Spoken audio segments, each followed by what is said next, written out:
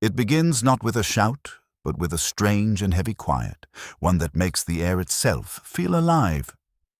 You stop explaining yourself, not out of bitterness, not to prove a point, but because something deep within you realizes there's nothing left to say. You've spoken the same truth too many times to ears that only wanted noise, not meaning.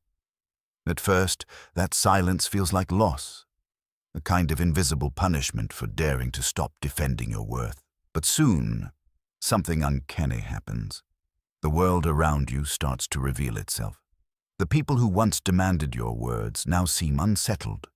They fidget, they fill the space with excuses, they try to pull you back into their script.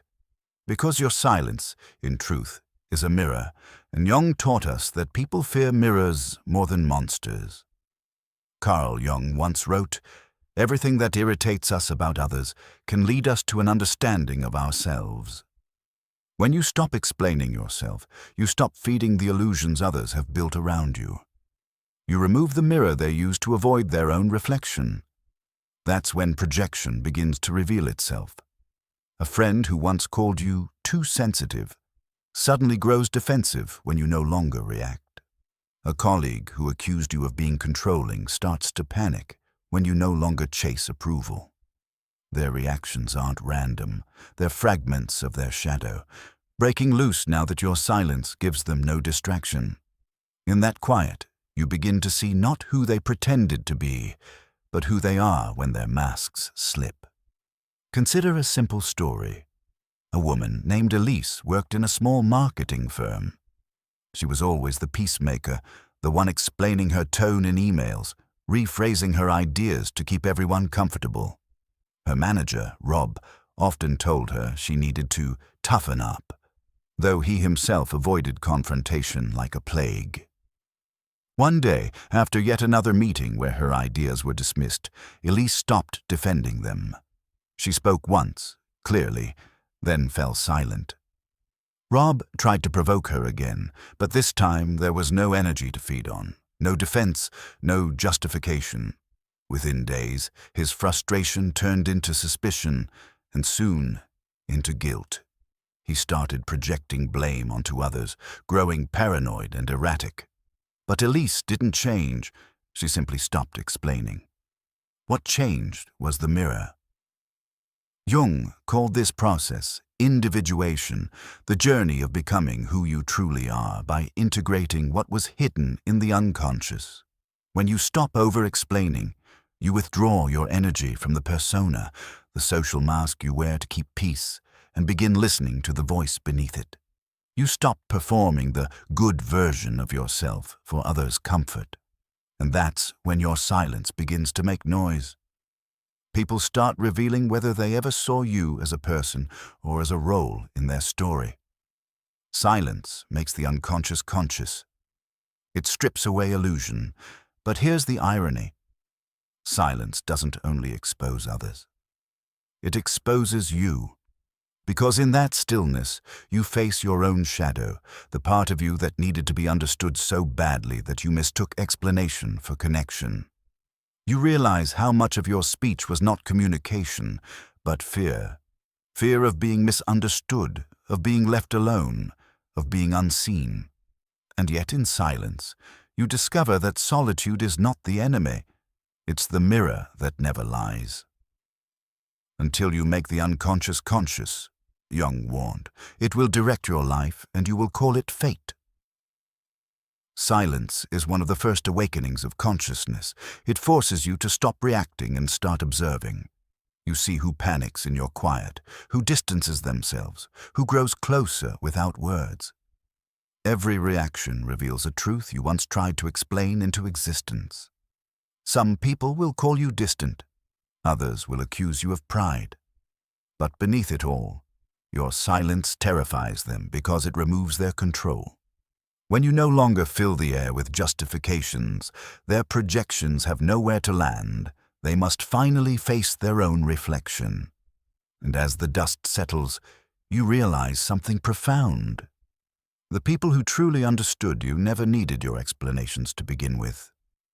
They simply listened. The rest only valued your voice because it filled their emptiness. Some people only valued your voice because it filled their emptiness. When you stop speaking, their masks begin to crack. It begins subtly, the way all illusions do.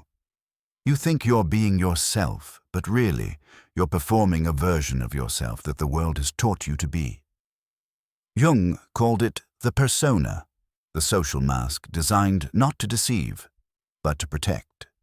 It's how you move through the world without constantly wounding or being wounded. You wear one mask at work, polished and efficient, to signal competence. Another with friends, light and effortless, to seem approachable. And yet another with family, calm and agreeable, to keep old tensions buried. Each mask is a mirror, reflecting not who you are, but who others need you to be. And though it starts as adaptation, it quietly becomes imprisonment. Because if you wear the mask long enough, it begins to fuse with your skin. There's a danger in being too good at pretending. The more fluent you become in other people's expectations, the more you forget your own language.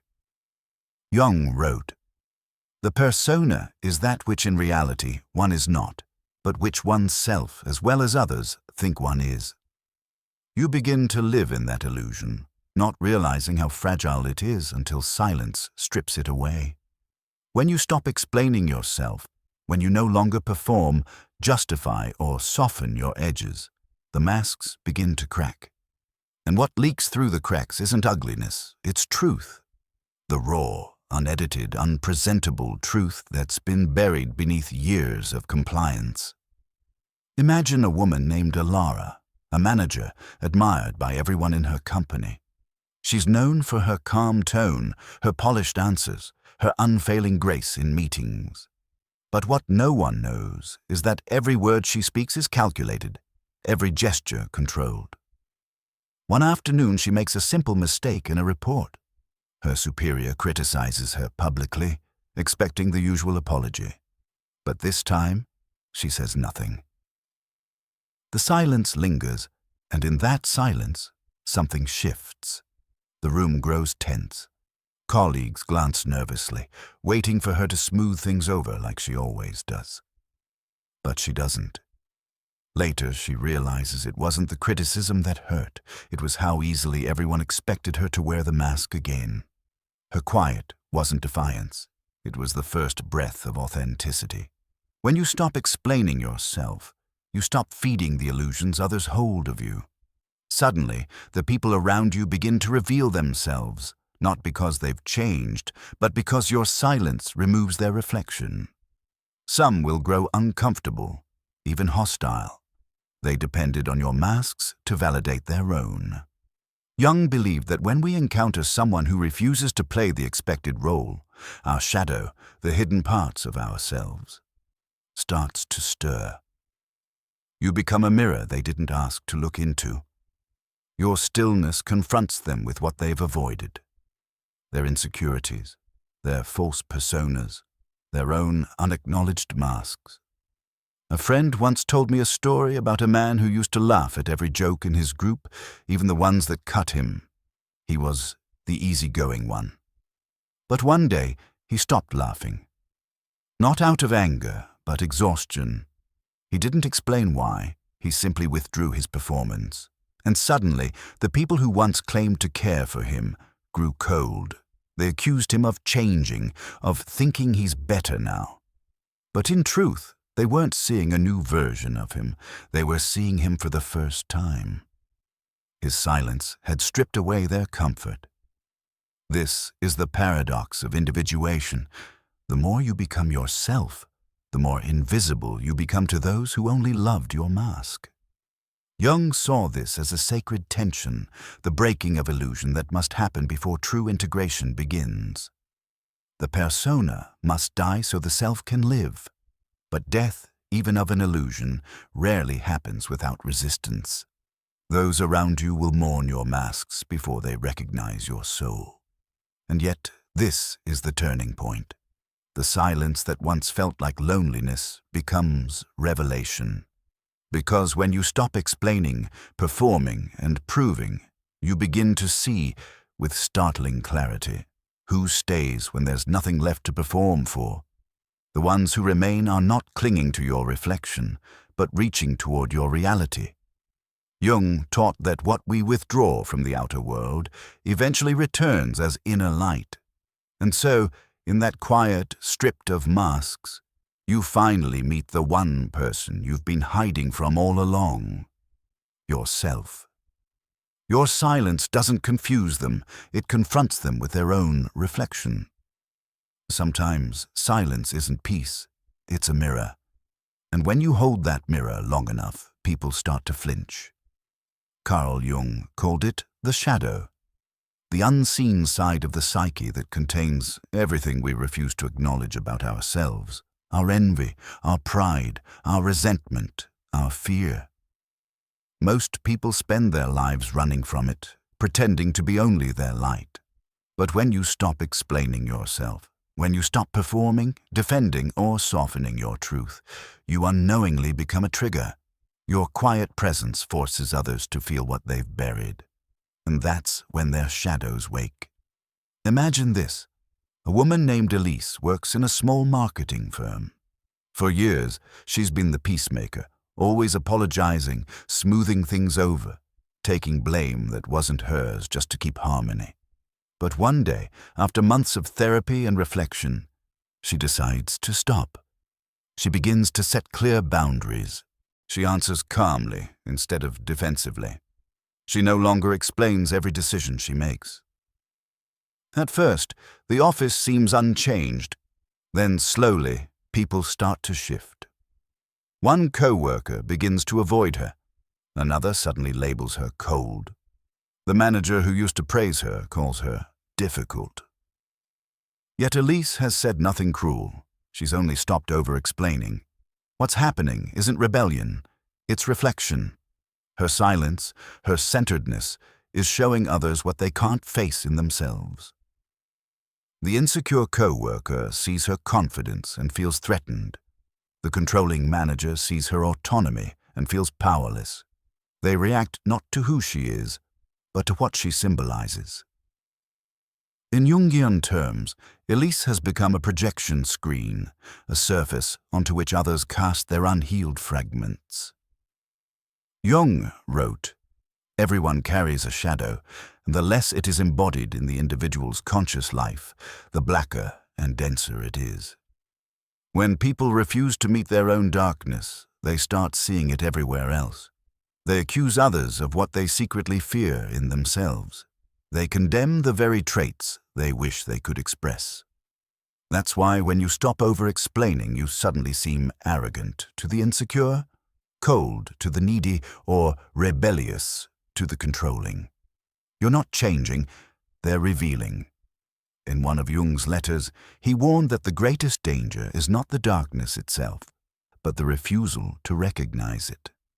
That's why the shadow often appears through projection. It's the psyche's desperate attempt to be seen, even if it must wear another's face. The hostility you feel from others after you stop explaining is rarely about you. It's their unconscious trying to speak, to find form.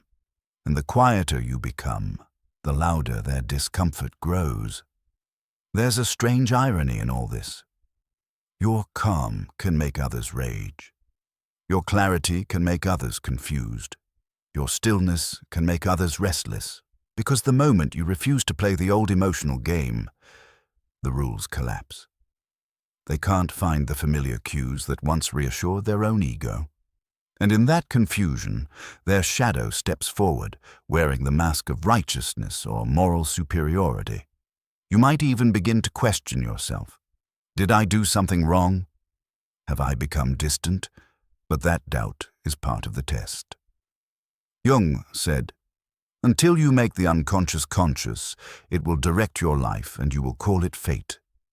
The reactions you face are not random. They are signs that you are stepping out of collective unconscious patterns, daring to live from self-awareness rather than social conditioning."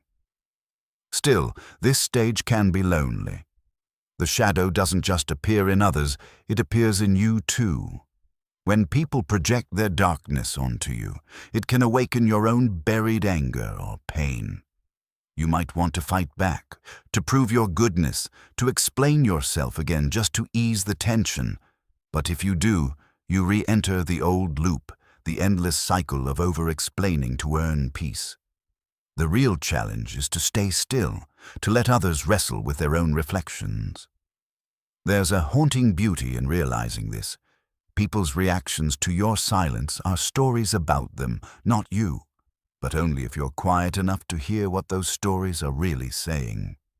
Your quiet, then, is not rejection, it's revelation. It begins not with confrontation, but with quiet withdrawal.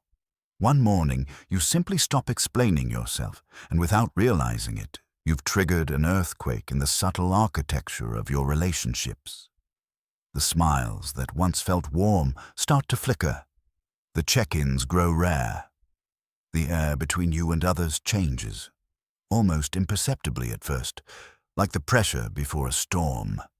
People who once sought your company now seem distant, cautious, or even irritated. You haven't said anything wrong, you've just stopped defending who you are. And that silence is louder than any argument. Carl Jung called this moment a psychic revolution, the breaking point between your persona, the mask you show the world, and yourself, the raw, unfiltered truth underneath. Most people live behind the persona because it keeps them safe. It wins approval, maintains harmony, avoids rejection. But when you stop explaining, that mask slips, and the people who loved your mask begin to back away. Jung wrote, "The persona is a complicated system of relations between individual consciousness and society. Fittingly enough, a kind of mask, designed on the one hand to make a definite impression upon others, and on the other to conceal the true nature of the individual. When you remove it, the audience who applauded your act can no longer recognize the actor. You may notice it first in small, almost tender betrayals. A friend who once sought your advice now avoids you. A co-worker who used to praise you begins to question your motives. A partner who once adored your depth now calls you difficult. It's tempting to chase their approval, to resume explaining, to make them see you again. But that urge comes from fear, not truth. What's really happening is the unmasking. Their reaction reveals what they were attached to. They were drawn to your predictability, not your authenticity. They wanted the comfort of your compliance, not the clarity of your selfhood. Take the story of Daniel, a manager who spent years being the agreeable one. He nodded through meetings, absorbed others' frustrations, and smiled even when disrespected. His team loved him for it, but when Daniel began therapy and confronted his shadow, the suppressed parts of himself he'd long buried, he realized how much resentment he'd hidden behind that calm smile. One day, he simply stopped apologizing for things that weren't his fault. The reaction was immediate. One colleague accused him of arrogance. Another complained he'd changed. But Daniel hadn't changed. He'd just stopped performing. The reactions around him were projections, each one revealing what others couldn't face in themselves. This is the cruel irony of growth. When you become more real, people will accuse you of being someone else. Jung warned that everything that irritates us about others can lead us to an understanding of ourselves. Yet few ever turn that irritation inward. So when you stop explaining, your silence forces them to confront their own projections. The ones who can't bear that reflection will retreat. They'll need distance, not because you've wronged them, but because your authenticity disturbs their illusion. The unmasking is not a tragedy, it's a sorting. What you're witnessing isn't loss, it's revelation. The false connections dissolve so that the genuine ones can breathe. The ones who fade were attached to your persona, not your person. They needed your performance, not your presence. When you stop explaining, you stop performing. And that's when the real ones emerge. The ones who don't need an explanation to feel your truth. They might not always agree with you, but they see you. They understand the pauses, the sighs, the moments you withdraw to protect your peace. They don't demand that you translate your soul into their language. They simply recognize it. Because they've done the same work, they've faced their own shadow. The moment you stop explaining yourself, the audience disappears, and the few who remain were never just watching. They were listening. It always begins quietly, so quietly you almost miss it. After enough silence, the noise outside starts to fade, and for the first time, you hear something you hadn't heard in years. Yourself. Not the version you explain to others, not the one rehearsed for acceptance, but the raw, unfiltered current underneath every thought. It's unsettling at first. The silence that once felt like punishment now becomes a mirror, and it does not flatter. It shows you everything you've tried to outrun. You start to notice things that were always there but buried beneath the noise. The way your chest tightened when someone questioned you. The way you'd rushed to justify yourself before anyone had even asked why. The tremor in your voice wasn't about fear of rejection. It was about disconnection from your own truth. You had mistaken understanding for safety. You thought that if they understood you, you'd finally be real. But Jung warned that the privilege of a lifetime is to become who you truly are. And that journey doesn't begin with being understood. It begins when you stop needing to be. Carl Jung called this moment individuation, the turning inward of energy that had been scattered outward. It's when your soul begins reclaiming what your persona, your social mask, once gave away. The persona exists for survival. It's the smile you wear in meetings, the patience you force in arguments, the humility that hides resentment. It's the part of you that says, if I can just explain enough, they'll see the good in me. But the persona is not you. It's your camouflage. And when the need to explain dies, the camouflage starts to crumble. Beneath it, something truer waits to emerge. You begin to see the architecture of your own psyche, the shadow, the rejected parts of you that carried your suppressed anger, envy, and power, the archetypes, the inner figures that once guided your choices unconsciously. The projections, the ways you saw in others what you could not face in yourself. Suddenly, old memories return like scenes from a film you've seen but never truly watched. You remember the colleague you once accused of being controlling, only to realize now that it was your own hidden fear of losing control speaking through that judgment.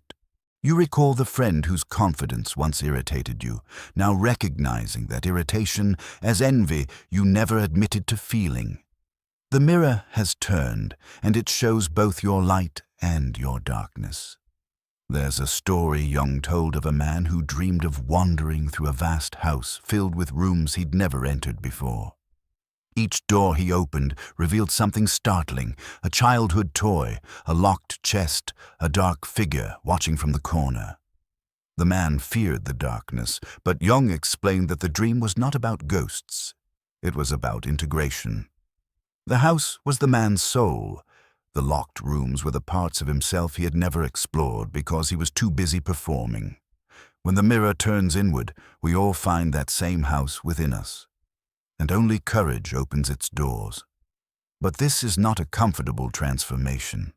You will find moments of shame, realizing how much of your life was built on trying to be seen, not on actually being. You'll remember every time you softened your truth just to keep the peace. You'll see how many good deeds were really bargains for approval. This awareness feels like loss at first, because every illusion that falls away takes a piece of your old identity with it. But this, Jung would say, is the necessary death before rebirth, the disintegration before integration. Slowly, you stop reacting to misunderstanding as a threat. When someone twists your words now, you no longer chase them with explanations. You recognize that their perception belongs to them, not to you. The old reflex to prove yourself softens into quiet observation. You start seeing projection everywhere, not as malice, but as blindness. You realize how often people speak from their own unseen wounds. And sometimes, in the middle of a conversation, you even catch yourself projecting too. But instead of shame, You feel curiosity. You're learning to see. The silence becomes your teacher. Every pause, every withheld justification becomes an act of trust, not in others, but in your own reality. The energy that once escaped through words now fuels awareness. You feel less scattered, more whole. The inner world that once frightened you becomes familiar territory. You begin to understand Jung's warning that until you make the unconscious conscious, it will direct your life and you will call it fate. Now you are watching fate turn into choice. And here, something shifts. The same silence that once felt lonely now feels sacred. It's no longer about who left or who stayed. It's about who returned. You. In this inward turning, the persona begins to dissolve, and the true self, the quiet, observing presence beneath every role, starts to take form. You realize that explaining yourself was never really communication. It was survival. You were trying to secure belonging in places that only wanted versions of you. But as your energy returns inward, you start asking deeper questions. Who am I without the need to be understood? What remains when approval fades? And then, like a whisper from the depths of your own reflection, you finally hear it. The moment you no longer need to be understood is the moment you finally start to understand yourself. It begins with a strange discomfort, the kind you feel when someone irritates you for no clear reason. You tell yourself it's them, their arrogance, their coldness, their lack of empathy, but what if that irritation isn't about them at all? What if it's the echo of something unclaimed within you?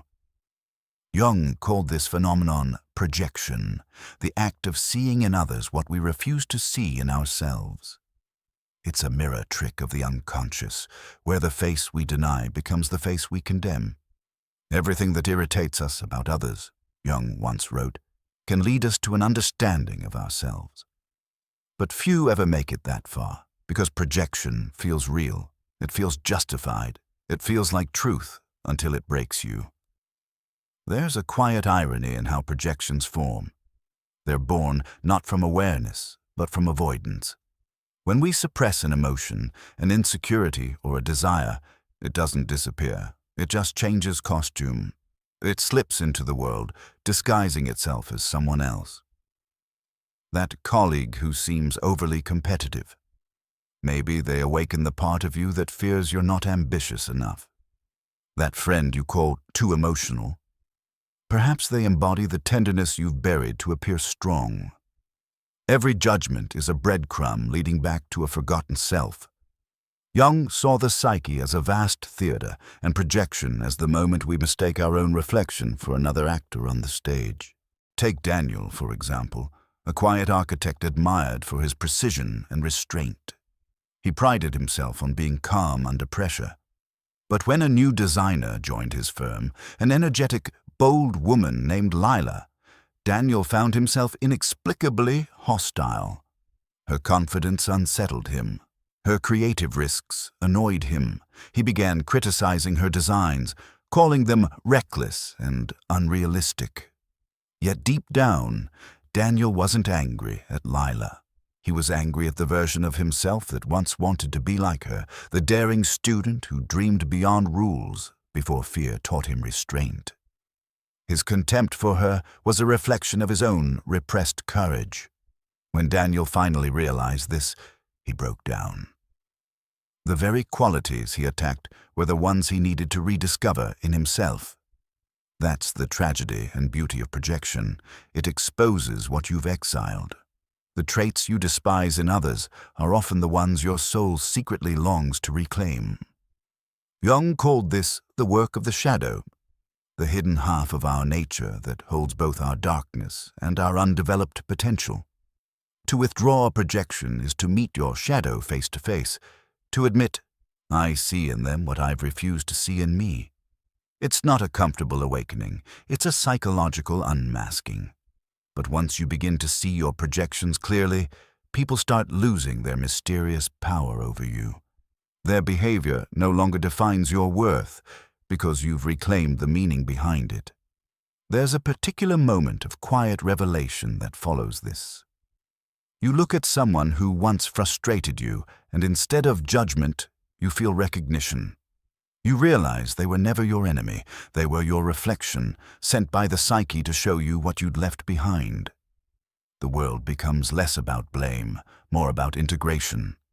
This is the beginning of individuation, the journey of becoming whole, of uniting the conscious and the unconscious, the known and the forgotten. But the danger of projection is that it can trap you for years. Entire relationships, careers, even belief systems can be built upon it. The teacher who feels disrespected by every student may be haunted by his own forgotten insecurity. The leader who accuses others of disloyalty might secretly wrestle with his own doubt. The friend who constantly seeks validation might mirror the part of you that still believes love must be earned. Projection is the invisible puppeteer of human connection, pulling strings we don't even see. And until we cut those strings, until we claim our own hidden face, we remain enslaved to illusions of our own making. So when you find yourself explaining, defending, or resenting someone's perception of you, pause. Ask yourself, what part of me do they represent? Because sometimes the person you think is misunderstanding you isn't an obstacle. They're a mirror showing you where you've misunderstood yourself. And that's the heart of Jung's wisdom. That outer conflict is often the shadow's inner cry for recognition. Once Daniel saw this truth, he stopped trying to prove his value through critique. He began creating again, not to compete, but to express.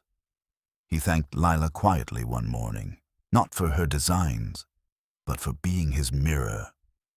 In that moment, he understood what Jung meant when he said, "Projections change the world into the replica of one's own unknown face." When we suppress a truth in ourselves, we often see it exaggerated in others. The people you once over-explained yourself to might have been mirrors for your own insecurity. You projected your need to be seen onto them, hoping they'd validate what you couldn't yet believe about yourself. In Jung's words, projections change the world into the replica of one's own unknown face. Imagine you're explaining your dreams to a skeptical friend. You feel the need to convince them that your vision matters. But deep down, you're not convincing them. You're convincing the part of you that still doubts it. The frustration you feel when they don't get it is really a frustration with the part of you that doesn't fully trust your own path. Once you realize this, the entire dynamic flips. You stop chasing external understanding because you've withdrawn your projection. You've reclaimed your reflection. When you stop projecting, the people who never understood you lose their power, and you regain your peace. It doesn't arrive with a bang. It arrives with a breath.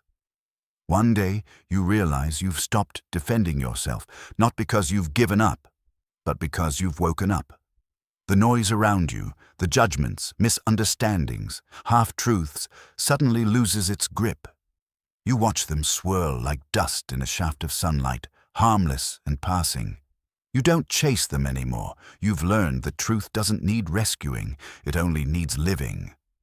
This is the beginning of what Jung might call the quiet revolution, the moment when the self finally steps out from beneath the shadow of the persona. For years, you wore masks that fit the expectations of others. You smiled to keep the peace, agreed to stay liked, explained yourself so no one would misunderstand. But each explanation was a thread pulling you further from your center. Jung called this the tyranny of the persona, the social mask we create to survive the world. It's not evil, it's necessary. But when we mistake it for our identity, we lose the quiet truth beneath it. The privilege of a lifetime, Jung once wrote, is to become who you truly are. And you don't become that through noise, you become it through silence. Imagine this, a woman named Elise, a project manager in a company obsessed with appearances. She's always explaining her choices, her tone, even her pauses. Her boss misreads her calm for disinterest. Her friends say she's distant. She used to correct them, eager to be understood. But one day, during a tense meeting, she stops. A co-worker accuses her of being too cold, and instead of defending, she simply nods. The room goes still. Something in her gaze unsettles them, not arrogance, not anger, but stillness. For the first time, she's not reacting to their projection. She's letting them see their own reflection, and that's what silence does. It turns your presence into a mirror. Jung believed that people don't really see you. They see their projections of you. They see their own fears, hopes, and unresolved shadows mirrored in your behavior. When you stop explaining, you break the contract that keeps those projections alive. You let others sit with the discomfort of their own misunderstanding. And in that discomfort, something sacred happens. Revelation. They either face themselves or they flee. But either way, you stay free. The shift feels almost mystical. You start valuing inner peace over outer approval. You realize that not everyone is meant to understand you, and that's liberation, not loss. The silence you once feared becomes your sanctuary. It's not coldness, it's clarity. You stop speaking to be believed and start speaking only when truth moves through you. This calm can feel dangerous to those still addicted to control, to those who thrive on emotional reaction. To them, your peace looks like defiance. But it's not rebellion, it's alignment. There's a strange irony here. The less you explain yourself, the more magnetic you become. People sense something unshakable in your quiet. It's as if they can feel the boundaries of your spirit without you needing to define them. Jung might say you've integrated a piece of your shadow, the part that once feared rejection, and turned it into strength. You no longer need to convince anyone of who you are, because you finally know it yourself. That knowing is power, and it hums beneath your stillness like thunder beneath the horizon. Elise noticed it too. The same colleagues who dismissed her before now sought her counsel. The same friends who once called her distant now found her presence grounding. But she hadn't changed. She had simply stopped performing. That's the paradox Jung often hinted at. When you cease to play a role, your real presence emerges, and it speaks louder than any explanation ever could. Because authenticity has a frequency of its own. It doesn't shout, it resonates. It unsettles those who hide behind facades, and it attracts those searching for truth. In the stillness, you begin to see who was drawn to your mask, and who can meet your soul. You've stepped into a deeper kind of influence. One that doesn't need words, only awareness. You've crossed from reaction to realization. And from here on, your silence won't be mistaken for weakness. It will be felt as power. The less you explain yourself, the more powerful your presence becomes. It happens quietly, almost invisibly. One small misunderstanding, one silence too long, and suddenly, someone you care about starts to look at you differently. They tilt their head, assume you're angry, cold, or punishing them with distance. You can feel it, the tension creeping in, the old instinct rising like a reflex, the urge to explain yourself, to smooth things over, to make them see you correctly. But this time, something inside you resists. A deeper voice whispers, "Wait, don't rescue their perception. Because this moment, this exact discomfort, is the test."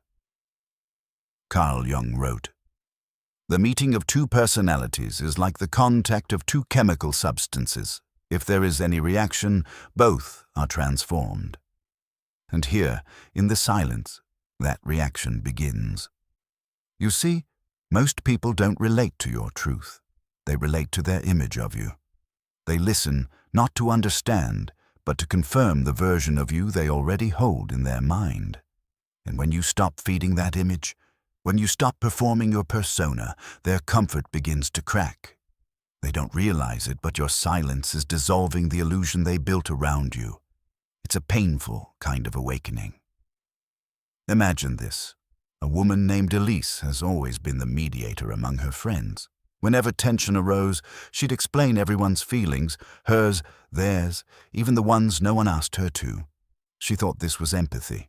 But one day, exhausted by being the emotional translator, she stops. When conflict arises, she simply listens, quietly. Within days, one friend accuses her of being cold. Another says she's changed. And for the first time, Elise doesn't rush to fix their misunderstanding. She lets the silence sit like a mirror. Slowly, she sees who looks into it and who looks away. This is the test Jung warned of, the breaking of the persona, that social mask we wear to be accepted. When you stop explaining yourself, the mask falls. And not everyone can handle what they see underneath, because what they loved was not your true self. It was the version of you that kept them comfortable. In Jungian terms, their projections begin to return to them. The qualities they once admired in you, kindness, patience, understanding, were partly reflections of their own unacknowledged needs. Now, with your silence, those projections have nowhere to go but back to their source. And here's the irony. Your silence doesn't create distance, it reveals it.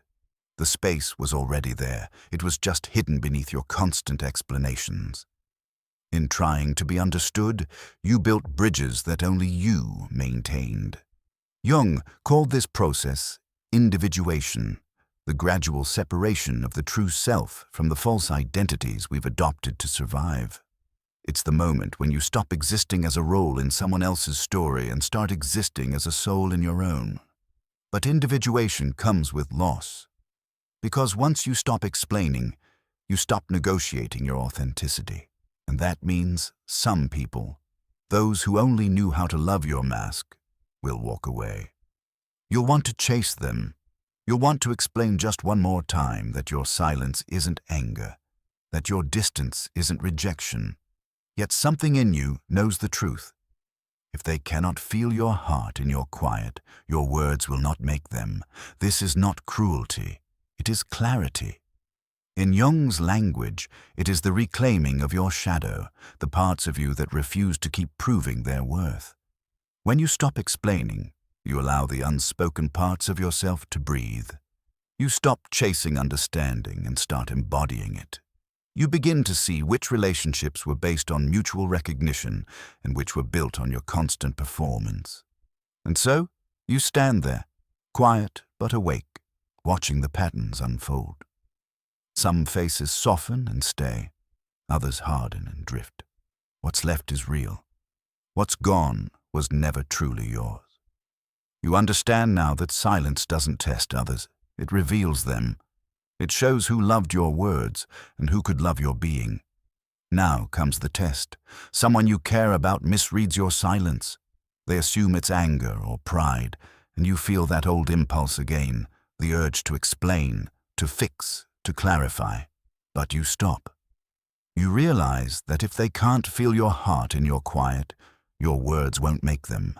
And this hurts because you see how much of your life has been built on conditional understanding. Relationships that survived only as long as you kept translating your soul. This is where Jung's concept of individuation sharpens. You begin to see that true connection can only exist between whole individuals.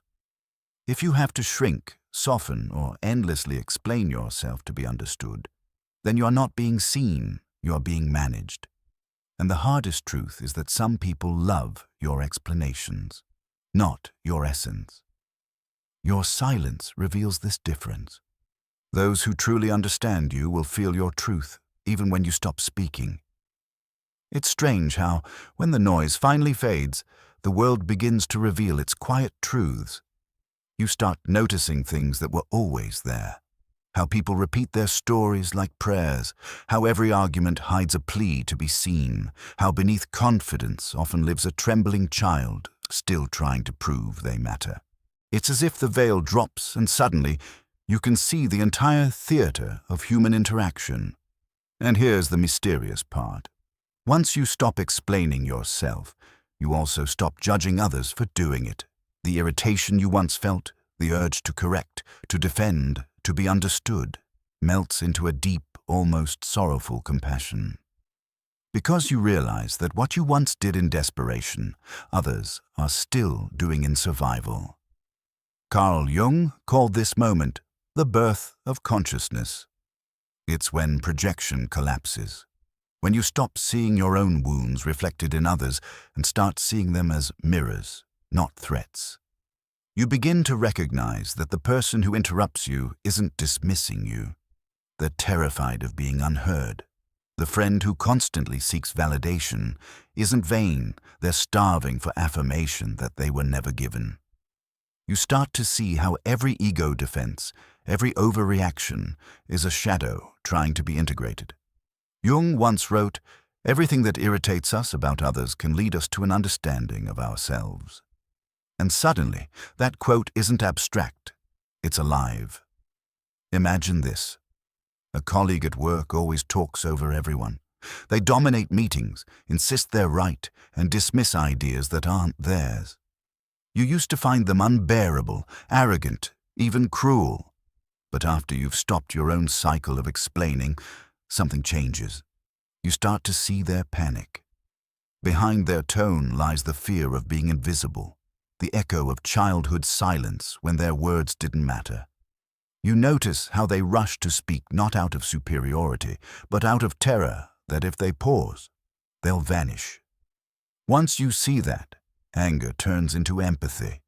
You no longer want to fight them, you want to understand them. This is the circle of awareness, the place where you stop seeing people as opponents and start seeing them as expressions of the same unconscious struggle you once lived in. It doesn't mean you excuse harmful behavior. It means you understand its roots.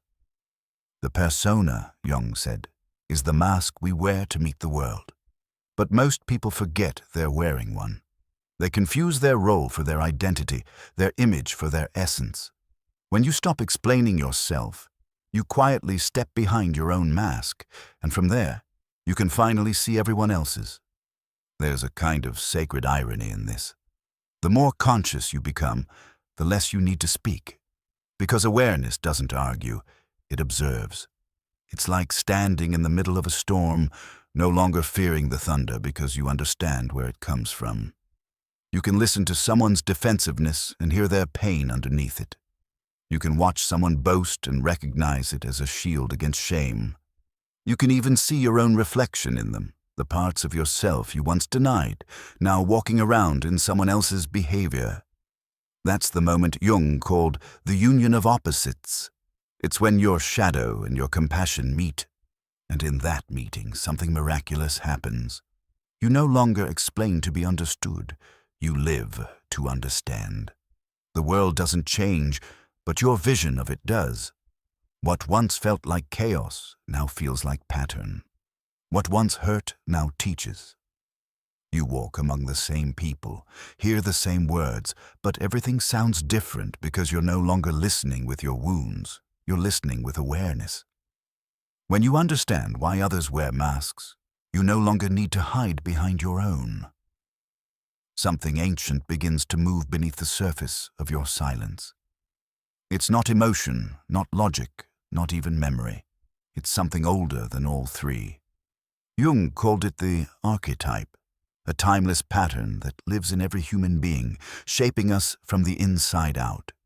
When you stop explaining yourself, you stop feeding the noise that covers it, and in that quiet, you begin to feel the pulse of something larger, something that was always there, waiting for you to become still enough to notice it. At first, it feels strange.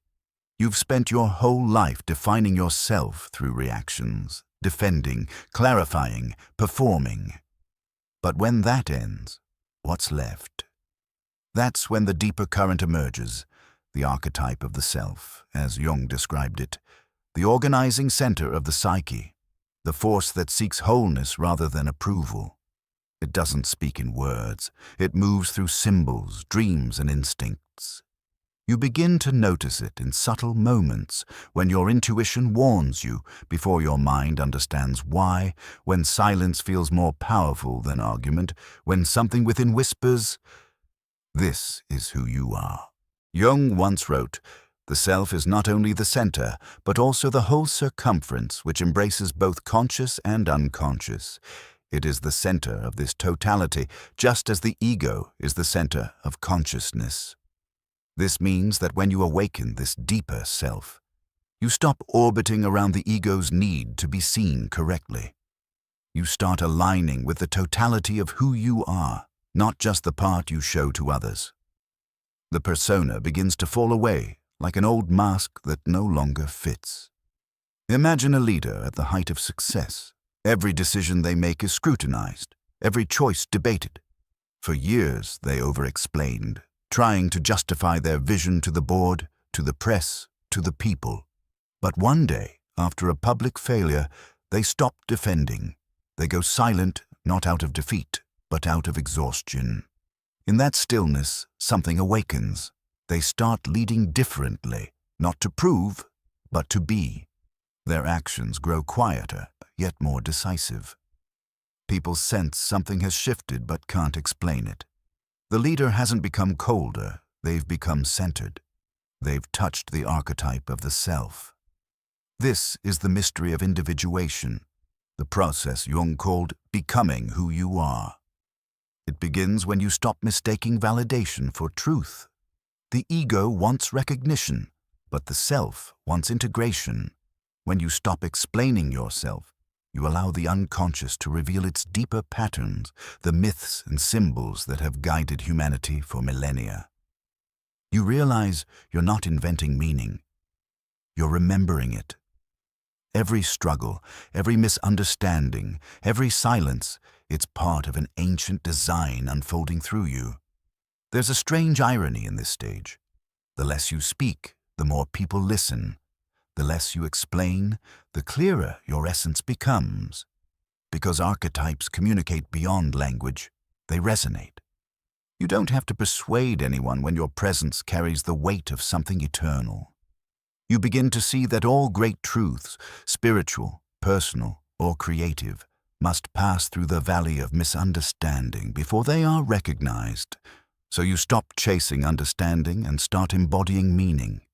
You stop trying to be seen and start seeing yourself. Your silence becomes your declaration. Your stillness becomes your statement. You no longer fear being misread because truth is not a message, it's a state of being.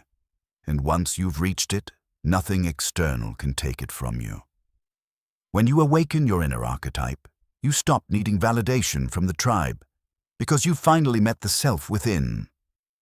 It begins quietly, the kind of quiet that feels like standing in a room after everyone has left, yet realizing the loudest voice was never theirs, but your own inner noise. For years, you spoke to be understood. You explained, defended, clarified, until your truth became diluted in the process. Then, one day, you stop, not out of pride or exhaustion, but out of clarity. You see that every defense you offered was a small betrayal of your own stillness. Jung once said, "The soul demands your attention, not by force, but by withdrawal." That is the moment when you begin to sense what he meant. The withdrawal doesn't come as a decision. It comes as an instinct, a slow retreat of your psychic energy from the world's noise back toward its origin. You start noticing that certain conversations no longer interest you. Arguments that once pulled you in now feel like empty echoes. You no longer burn to be understood. You start feeling something subtler, a desire to conserve your energy, to protect your inner world. Jung called this psychic energy libido, not in the narrow sense of desire, but as the total force of the soul's vitality. And when that energy stops flowing outward, it begins transforming inward. At first, people misread this change. They call you distant, cold, or detached. They sense that something in you has gone missing, but it hasn't. It's simply gone home. You watch their reactions as though seeing a play you've already read the ending of. You realize how much of your old self was spent trying to maintain illusions, personas built to please, to pacify, to survive. Jung described the persona as the mask we wear to meet the expectations of society. When you stop explaining yourself, that mask begins to crack. Beneath it, something ancient begins to breathe. You might see this shift most clearly in small, everyday moments. Imagine you're at work. A colleague misinterprets your silence during a meeting as disapproval. You notice their discomfort, their subtle attempts to win your validation again. Before, you would have softened, explained, reassured. But now, you simply observe. You see not arrogance in your stillness, but power. The power to let misunderstanding exist without needing to control it. That's when you notice something deeper. The colleague isn't reacting to you, but to their own shadow. They project their insecurity onto your calm, mistaking your detachment for judgment. Jung said, "Everything that irritates us about others can lead us to an understanding of ourselves." This is the paradox of the soul's withdrawal. As you step back from the world, you begin to see it more clearly. Your silence becomes a mirror that reveals the unseen sides of others. Friends who once confided in you for comfort now keep their distance, sensing that you've changed frequencies. Family members may call you withdrawn or lost, not realizing you've simply stopped performing. What they call absence is actually your presence, reclaimed. You start recognizing how much energy you once lost by explaining yourself to those who had already decided who you were. Every justification was a transaction, your energy traded for temporary understanding. But something miraculous happens in that vacuum. As the noise fades, you begin hearing a quieter voice, one that had been drowned out for years. It's your inner voice, not loud or demanding, but deeply certain. You start journaling instead of defending, reflecting instead of reacting. Thoughts arise like ripples from an unseen depth, and you realize they're not random, they're messages. The unconscious, as Jung taught, always seeks dialogue with consciousness. And when you stop explaining yourself to the world, you finally make room for that dialogue to begin. You start noticing signs, a recurring dream, an image, a word that keeps appearing. The psyche begins speaking in symbols again. This is not madness, it's meaning trying to find form. The more you turn inward, the more you sense the mystery Jung spent his life describing, that the soul is not a metaphor, but a living reality. Who looks outside dreams, who looks inside awakes. And as you awaken, you understand why the world felt so draining before. Because you were trying to fill others with energy that was meant to guide you home. The withdrawal feels strange at first. It may look like isolation from the outside, but inside, it feels like returning to warmth after standing too long in the cold. You begin to understand solitude not as separation, but as sanctuary. The silence that once frightened you now feels protective. In that silence, your energy rearranges itself. You stop fighting for space in other people's minds and begin creating space within your own. And when people come asking why you've changed, you no longer explain. You simply smile, because you now know the truth. Not everyone is meant to understand you. They are meant to witness your transformation. You begin to see that misunderstanding is not rejection.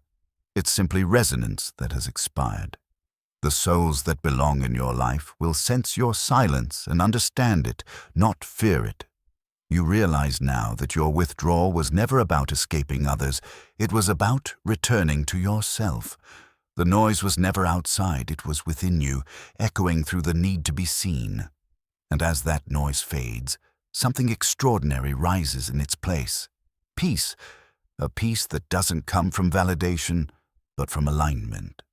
And so, the withdrawal is not the end of connection, it's the beginning of communion. When you stop chasing understanding, you don't lose connection, you find communion. It happens quietly, like a whisper from a dream you once forgot. One day, without warning, someone from your past reaches out. Maybe it's a friend who vanished when you stopped explaining yourself, or a colleague who once misread your silence as pride. They tell you, in a voice softer than before, that they finally understand. They finally see what you meant, why you acted the way you did, why you disappeared into that strange calm.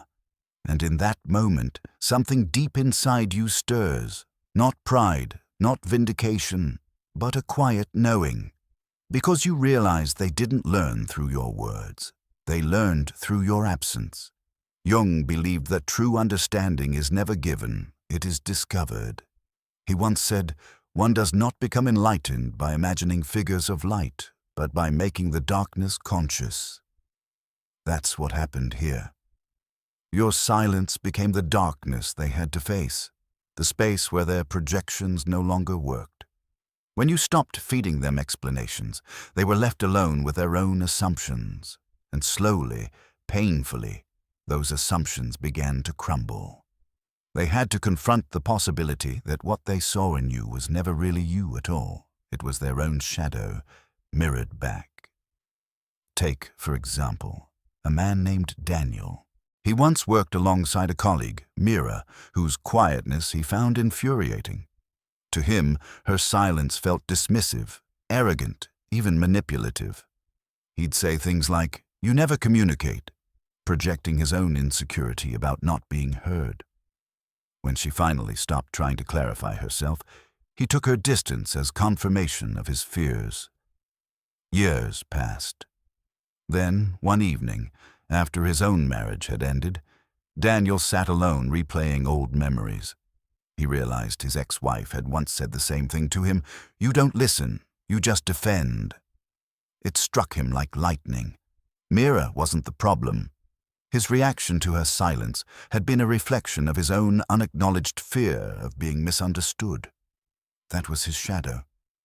In that realization, Daniel did something unexpected.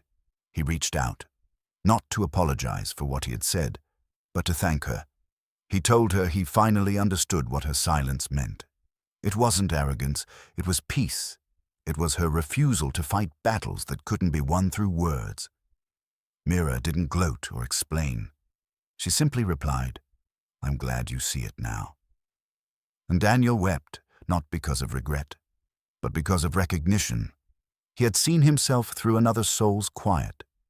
This is how understanding works in Jung's world. It's alchemical.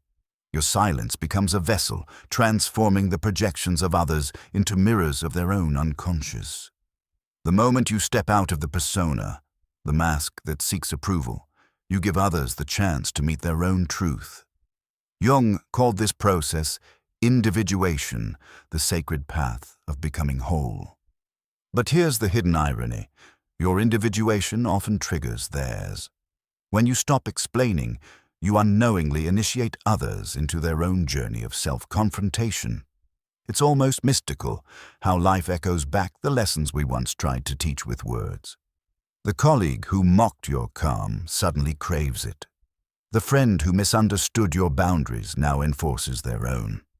The family member who accused you of coldness learns, through loneliness, the value of silence.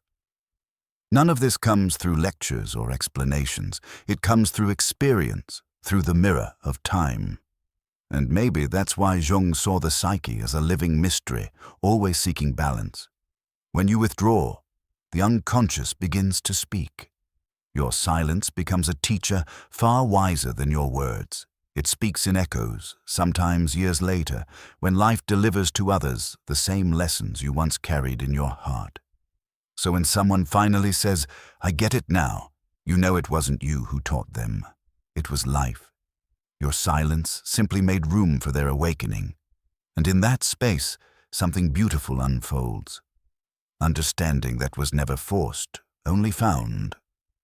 Jung often said that understanding can't be taught, it has to be experienced. People don't truly hear you until life echoes what you once tried to explain. And that's the paradox of all this. The moment you stop trying to be understood is the moment you create the space for real understanding to grow. Your silence becomes their mirror. Your absence becomes their teacher. The ones who were meant to understand you always would. They just needed time to hear the silence.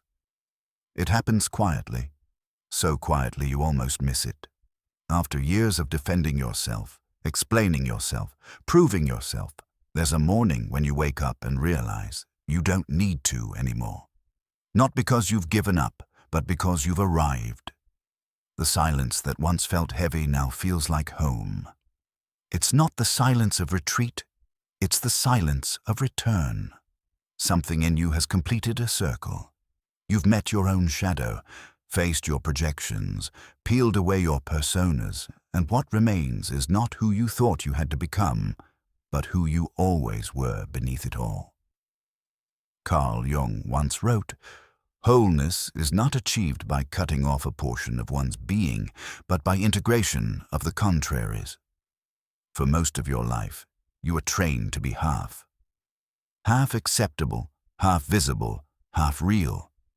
You built masks that fit the rooms you entered, learned the scripts that made others comfortable, explained yourself to bridge the gap between your truth and their perception.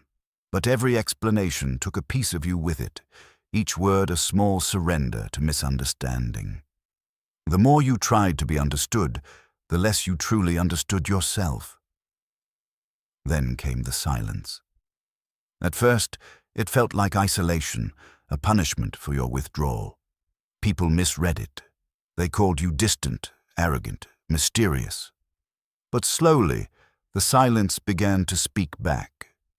It showed you the things you once feared to hear, the part of you that needed to be liked, the part that couldn't rest until everyone agreed, the part that thought peace would come from being seen, rather than from seeing clearly. This was your shadow, the hidden twin of your persona, waiting patiently for acknowledgement. There was a woman, a friend, who had spent years over-explaining herself to her team. Every time someone questioned her decisions, she'd rush to justify them, her voice trembling between authority and apology. Until one day, she didn't. During a tense meeting, her colleagues debated her strategy, expecting her usual defense. But she just listened. Calm, grounded, unbothered. Her silence unsettled them, made them question their own assumptions. And in that moment, something shifted. She realized her power had never been in convincing others. It had been in knowing herself. The team began to see her differently, not because she explained more, but because she didn't need to. That's what wholeness looks like. It's not loud, it's not theatrical, it's not a victory speech. It's the quiet confidence that comes when your inner world no longer depends on the outer one. Jung called this individuation, the process of becoming whole, where every rejected part of you is invited back into the circle. The warrior and the poet, the rational and the dreamer, the seen and the unseen, they all find a seat within you. And once they do, no misunderstanding can uproot you, because your roots are no longer in approval, they're in awareness. The irony, of course, is that the moment you stop needing to be understood is the moment people begin to truly understand you. Because authenticity speaks a language words never could. It radiates through stillness, through boundaries, through quiet presence. What once looked like withdrawal becomes wisdom. What once felt like loneliness becomes belonging to yourself. And now, the silence that once felt lonely becomes sacred. You no longer explain yourself, not out of pride, but out of peace. You've learned that understanding is not given, it's earned through awareness. You can finally stand in who you are, unmoved by misunderstanding, because you understand something Jung spent his life teaching. Wholeness isn't about being understood by the world, it's about understanding your world. You've stopped performing, you've stopped projecting, you've stopped chasing versions of yourself that could fit in every room. And what's left is something unshakable, not perfection, but presence. You've become both the speaker and the silence, both the seen and the unseen.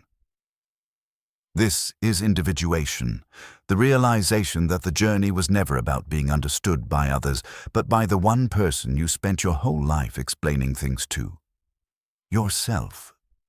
When you stop explaining yourself, you don't lose connection, you find truth. And in that truth, you finally come home.